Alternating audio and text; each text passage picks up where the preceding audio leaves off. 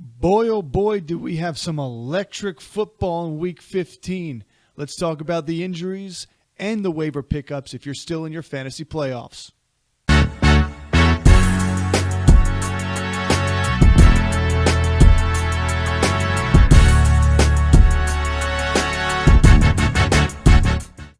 And welcome back to the Standard Fantasy Football Podcast. I'm your host, Jono. I'm here today to break down some of the injuries and the waiver options and streaming options that you're going to have going into Week 16 of your fantasy football playoffs.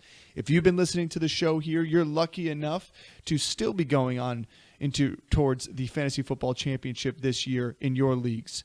Before I jump into everything, don't forget to like and subscribe. Hit that notification button so you get all the updates and drops that we post on a weekly basis. Let's get into the injuries here because, again, we have another week and another significant amount of injuries. I think one of the things we got to look at here is when you're in the playoffs, you've got to hinge your bets with your players. It's more difficult to do that on a wide receiver front because you're most likely the wide receiver 2 for your team is already owned, so you're not going to stock a wide receiver 3 because that always doesn't mean that if your top receiver gets hurt for a team that third option is now going to be the benefactor. But in the running back field, that is the case. And in the quarterback fields, if you're sticking with just Lamar Jackson, you don't have a legitimate backup at this point, you leave yourself exposed.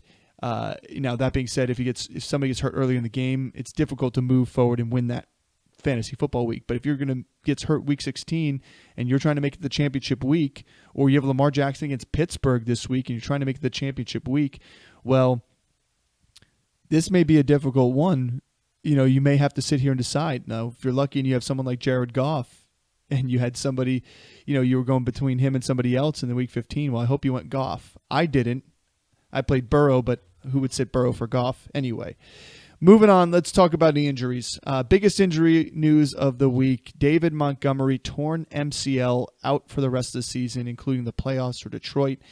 This is the Jahmyr Gibbs show. I mean, this is why they draft this guy, 12th overall in the NFL draft.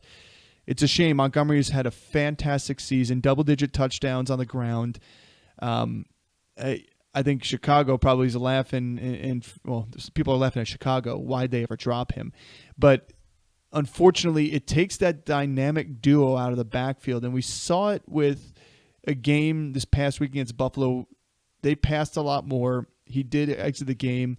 Gibbs got all the workload afterwards, but most of it was through the air and in garbage time too. And by garbage time, I mean catch-up time. That was a specific type of game where they were playing from behind. They had a quick score because the Bills kept scoring fast too as well, and clock was going to be their enemy at the end of the day. But moving forward, I mean, you got Chicago. Jahmyr Gibbs is going to be the main back.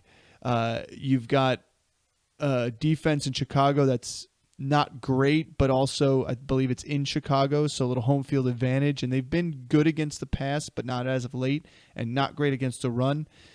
This Lions team isn't going to be able to sit down and run Jahmyr Gibbs into the ground. Like, he's not built that way. That team wasn't built that way.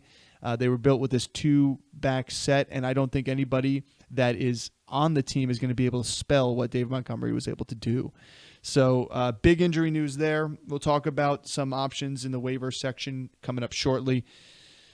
Pat Mahomes has an ankle injury, projected to be a high ankle sprain. He did play in the playoffs and win a Super Bowl with a high ankle sprain, but again, that's peak Mahomes and you're in the playoffs. He's not in the playoffs here, so I wouldn't be surprised if he tried to rest it. That being said, with Buffalo's win, had they lost, I think they would have been clinched the number 1 seed there. Now, because they actually won, I think the Chiefs are going to need to get a win here and able to continuously give themselves that number 1 seed and the bye. My guess is they will probably sit this week and try and play the week after. But if I'm Mahomes, unless I really need to be out there, I'm keeping this rest and ready for the playoff time period. So more news to come there and see how it goes leading up to the week.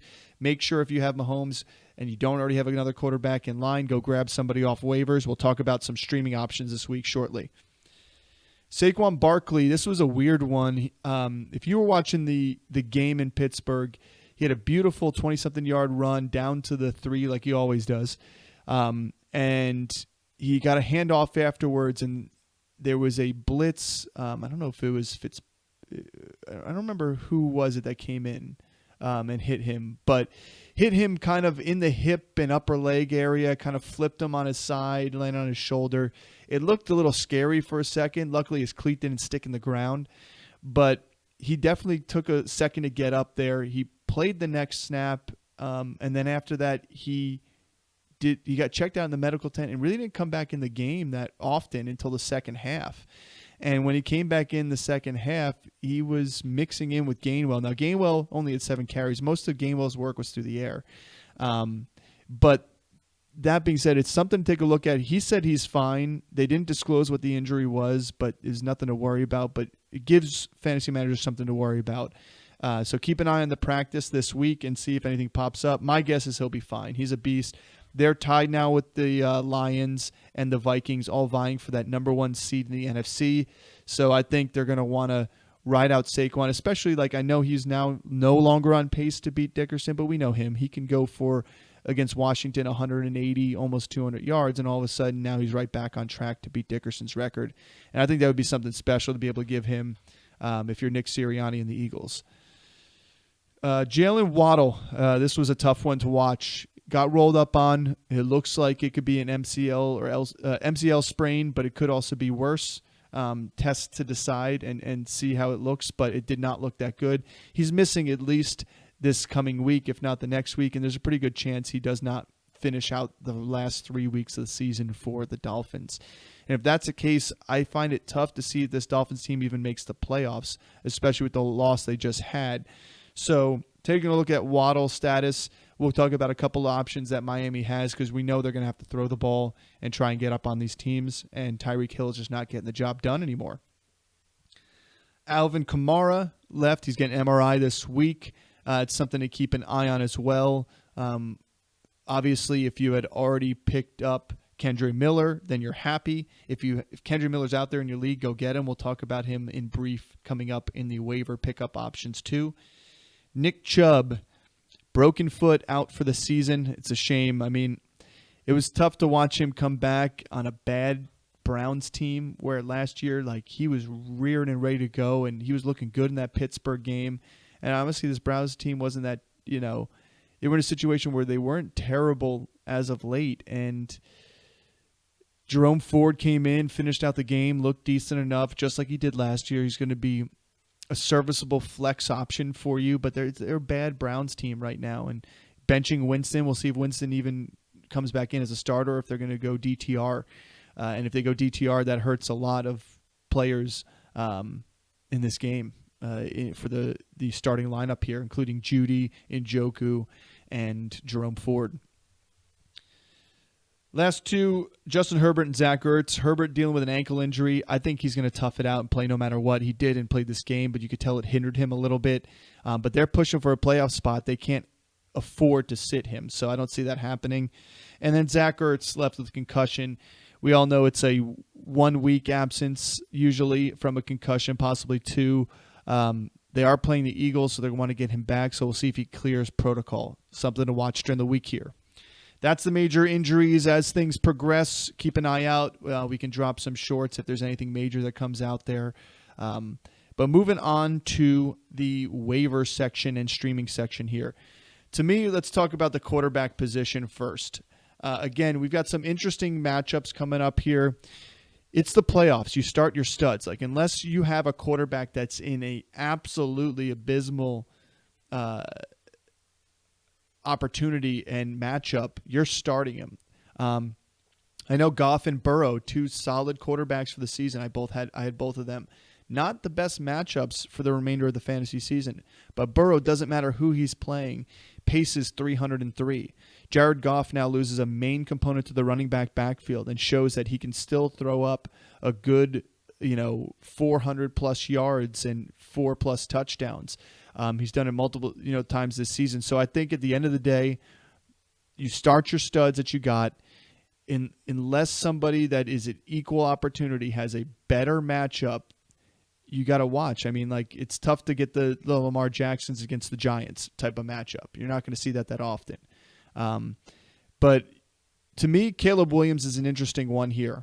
If you're in a situation where you had Pat Mahomes and you are riding Justin Herbert into the playoffs and you're not sure, Tua into the playoffs, Caleb Williams plays the Lions, who are so beat up. They lost another defensive back to a broken leg today. They're one of their best defensive linemen, too, as well, gone. So he's in a position to play a Lions defense that is weakened, that is, we saw, just got destroyed by the Bills, and in back-to-back weeks have had to like shoot out with teams. So to me, I think Caleb Williams has an opportunity. Sam Howell has an opportunity. I forgot to put the Geno Smith injury on there from last night. Geno Smith did leave with a lower leg injury. It does look like everything's structurally intact, they said as of now, but more tests to be run. Sam Howell could be interesting because we saw what he did with Washington on a volume play for passing. We saw that it didn't distract from the JSN lines, and I don't think it's going to move from there.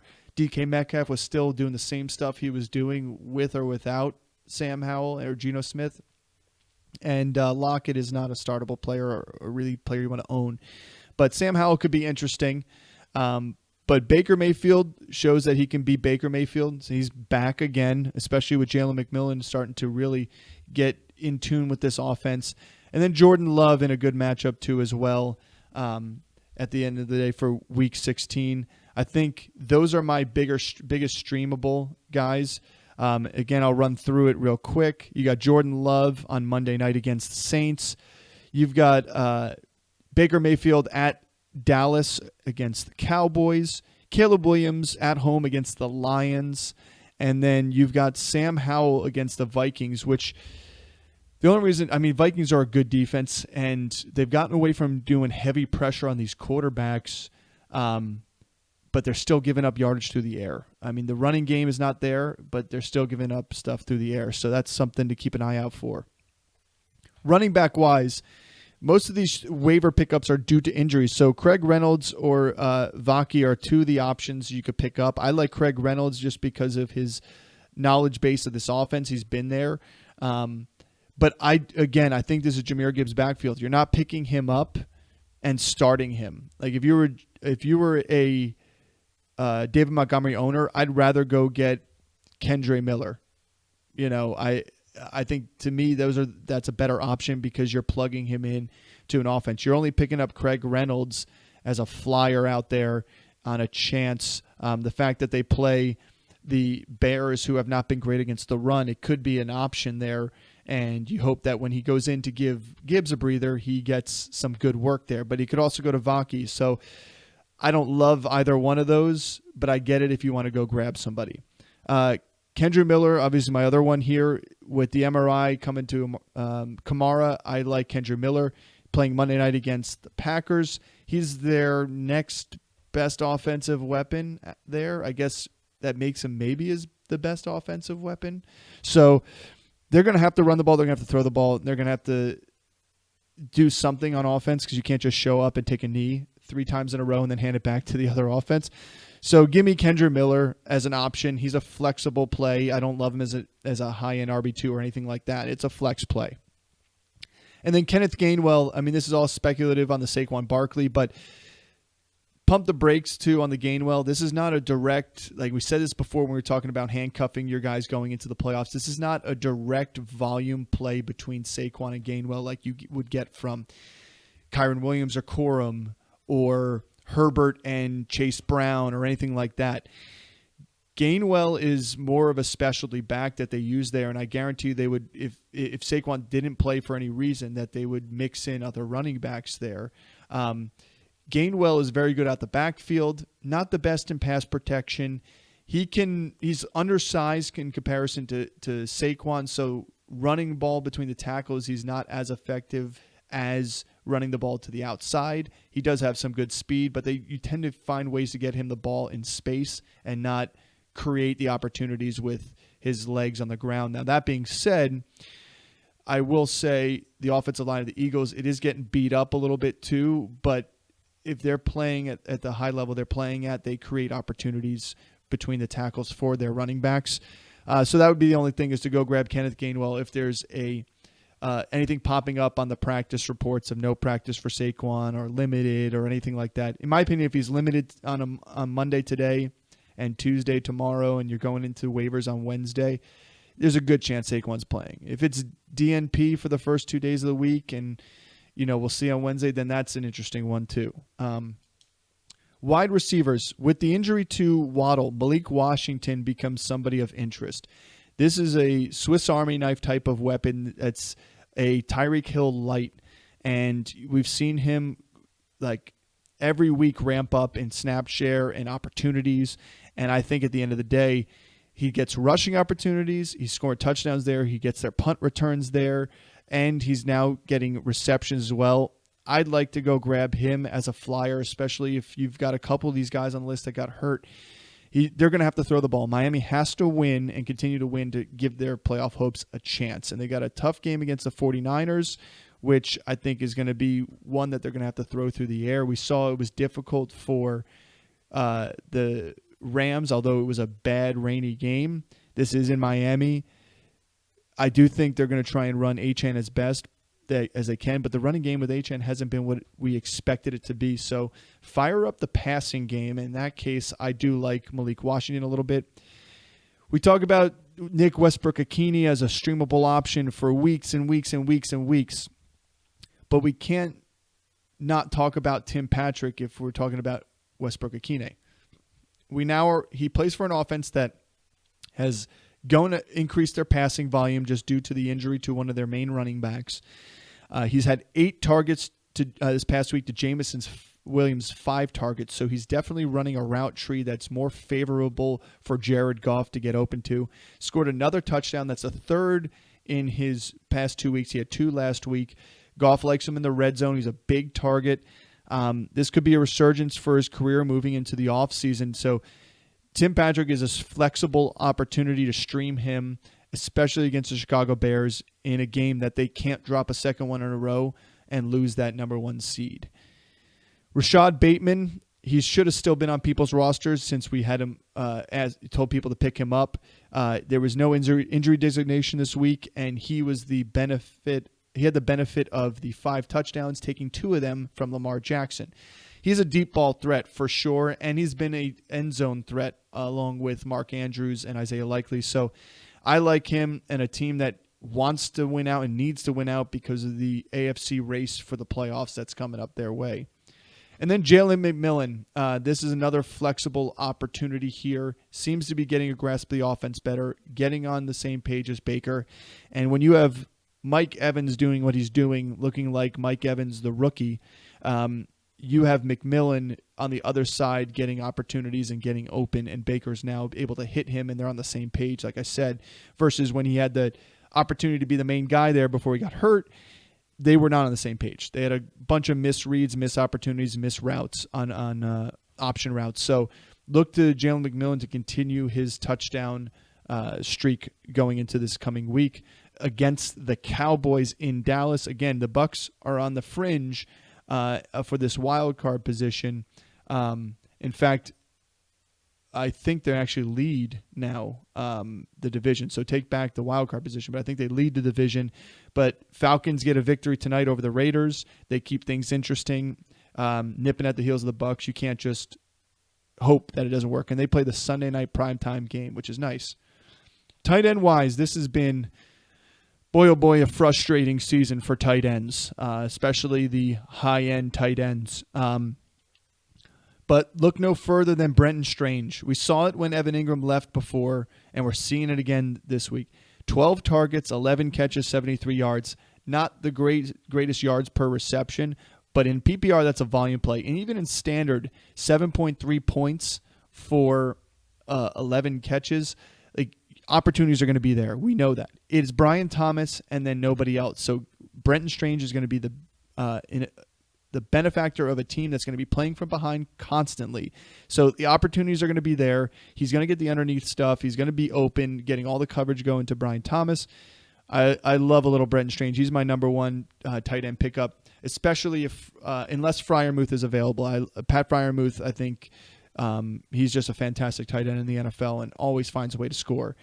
And then Foster Moreau is the other one. He's a touchdown machine for New Orleans. They've got nobody else. They're going to have to throw the ball.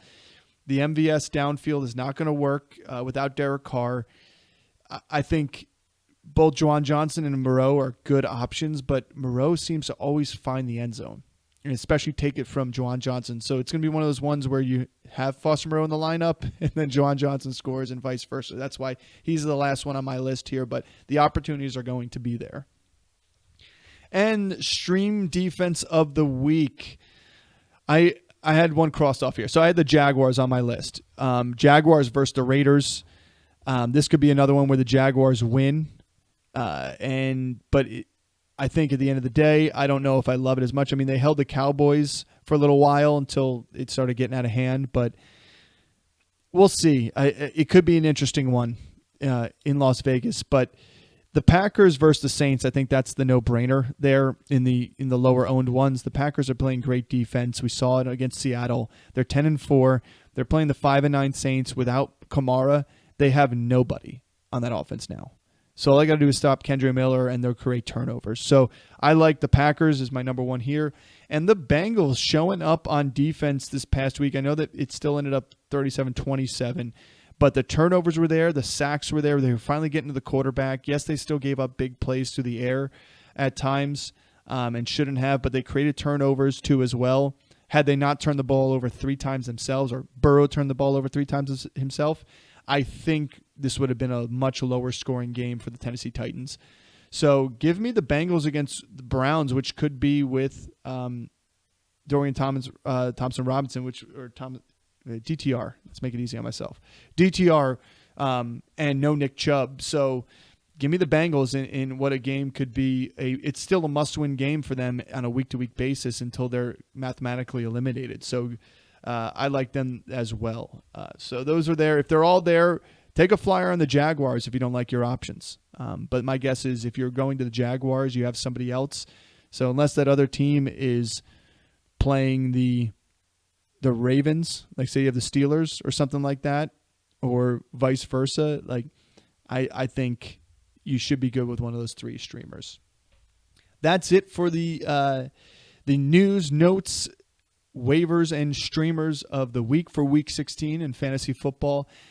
Don't forget to like and subscribe, as I said earlier. Hit that notification button. Leave a comment. Let us know if you have a start-sit question here, or if you're debating on who to pick up on waivers and priorities. We'll be happy to get back to you as soon as we possibly can to give you the answer you need, to give you the best opportunity to win your week here. Good luck this week. May your teams move on. May you be victorious and make it to the championship round. As always, thanks for tuning in. See you next time.